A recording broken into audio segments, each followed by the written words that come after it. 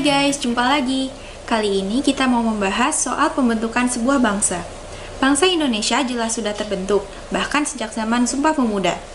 Nah, Malaysia rupanya masih ada masalah soal ini. Ada video yang menarik mengenai hal itu. Yuk kita simak aja ya. Karena setelah 59 tahun merdeka, cita-cita pembinaan bangsa Malaysia belum terlaksana secara nyata.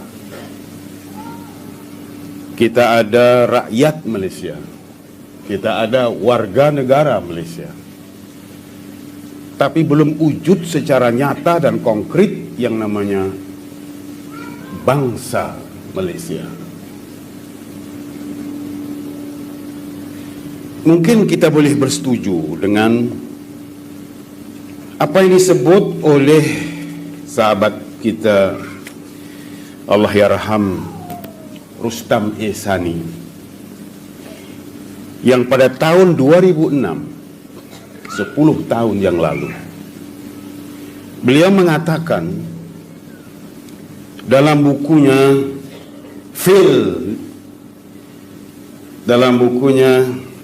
Fail Nations, Concerns of Malaysian Nationalists.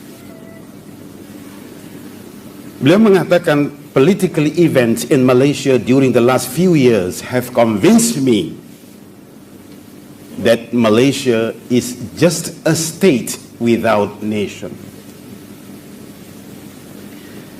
A state without nation. Or at least a state with several competing nations.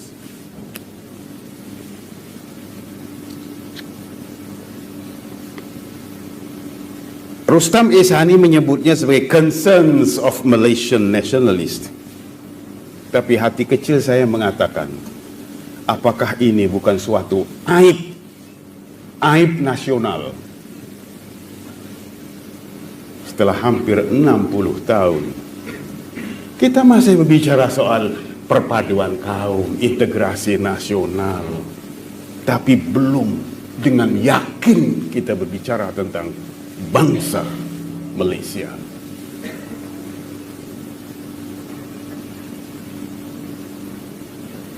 Satu ketika kita agak serius berbicara tentang gagasan bangsa Malaysia.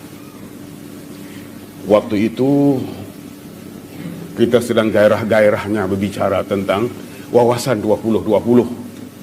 Dalam wawasan tersebut, pembentukan bangsa Malaysia disebut sebagai bangsa Malaysia yang bersatu, sejahtera, terintegrasi wilayah-wilayah dan kelompok-kelompok etniknya, menikmati kehidupan bersama yang sepenuhnya berasaskan persamaan hak dan keadilan, membentuk sebuah bangsa Malaysia dengan rasa taat setia dan pengabdian yang tidak berbelah bagi terhadap bangsa tersebut. Yang menimbulkan keprihatinan kita ialah bahwa kepedulian terhadap gagasan bangsa Malaysia itu musim-musiman. Ada waktunya kita serius, ada waktunya kita lebih bergairah berbicara tentang sentimen perkauman. Dan rupa-rupanya semangat perkauman itu masih disimpan dan diledakkan pada waktu terdesak. Ia tidak dimatikan betul, semangat perkauman itu disimpan. Bila terdesak, maka sentimen perkauman itu dibangkitkan. Tadi disebut oleh Profesor Syahrudin tentang Indonesia.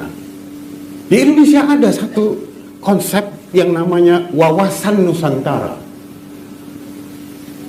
Wawasan Nusantara ini adalah shared values and commitment yang menyatukan ribuan pulau dan ribuan etnik Indonesia. Istilah Melayu dalam pengertian Malaysia adalah rumpun. yang artinya kumpulan suku-suku Austronesia yang berasal dari satu rumpun yang sama, yaitu rumpun Melayu. Logika itu kemudian disesatkan, karena menurut mereka seluruh Nusantara berasal dari dunia Melayu. Padahal istilah rumpun Melayu bukan untuk menunjukkan bahwa seluruh suku Nusantara berasal dari Semenanjung Malaya, bahkan tidak juga berasal dari Pulau Sumatera. Orang Bugis tidak berasal dari Riau, orang Minahasa bukan berasal dari Selangor, orang Sunda bukan dari Trengganu, orang Batak bukan berasal dari Kedah, orang Jawa tidak berasal dari Kelantan.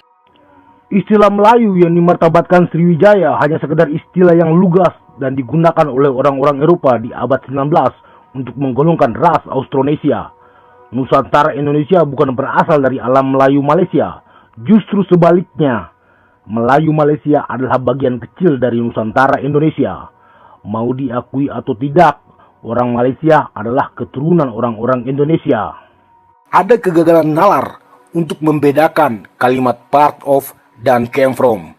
Nusantara not came from you, but you are little part of us. Namun logika ini terbalik di Malaysia.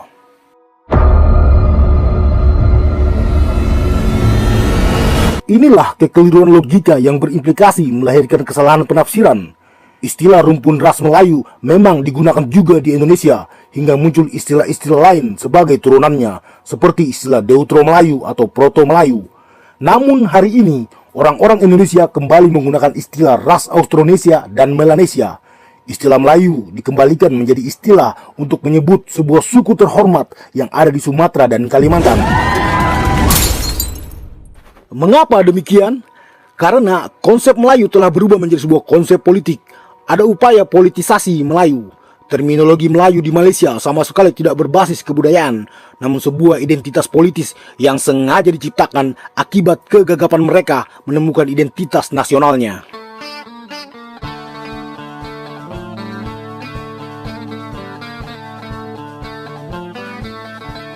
Sementara di Indonesia, konsep Melayu murni sebagai sebuah konsep kebudayaan yang merujuk pada suku yang bermukim di Sumatera dan pesisir Kalimantan. Konsep Melayu sebagai sebuah kebudayaan yang bebas dari interpretasi politik. Keterlambatan Malaysia dalam membangun konsep nation state membuat mereka memerlukan legitimasi sejarah yang kuat. Makanya berbagai istilah diciptakan dari konsep alam Melayu, Hikayat Merong Mahawangsa, Tamadun Langkasuka, dan lain-lain. Semua itu memperlihatkan betapa mereka membutuhkan pengakuan atas eksistensinya. Benar atau tidaknya semua istilah-istilah itu tetap saja akan menimbulkan benturan dengan kepentingan nasional Indonesia. Seperti apa benturan itu? Mari kita lihat. Yang pertama, mengklaim budaya Indonesia. Karena konsep Mahawangsa itu, maka mereka tidak berpikir itu adalah klaim.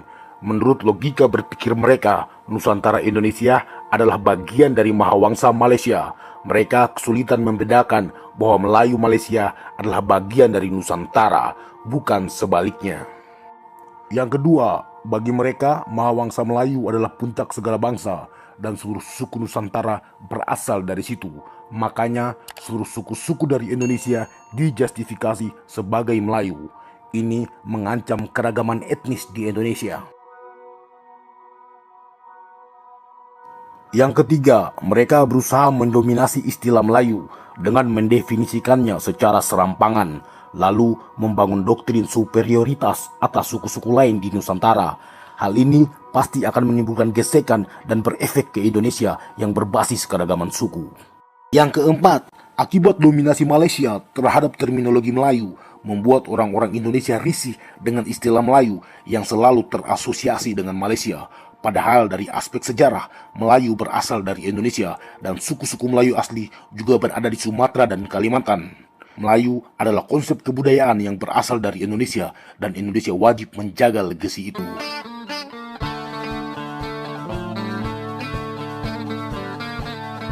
Para sejarawan Malaysia menciptakan istilah Mahawangsa, sebuah istilah yang sangat bombastis dan tendensius. Mahawangsa berasal dari bahasa Sanskrit yang artinya negara besar atau puncak segala bangsa.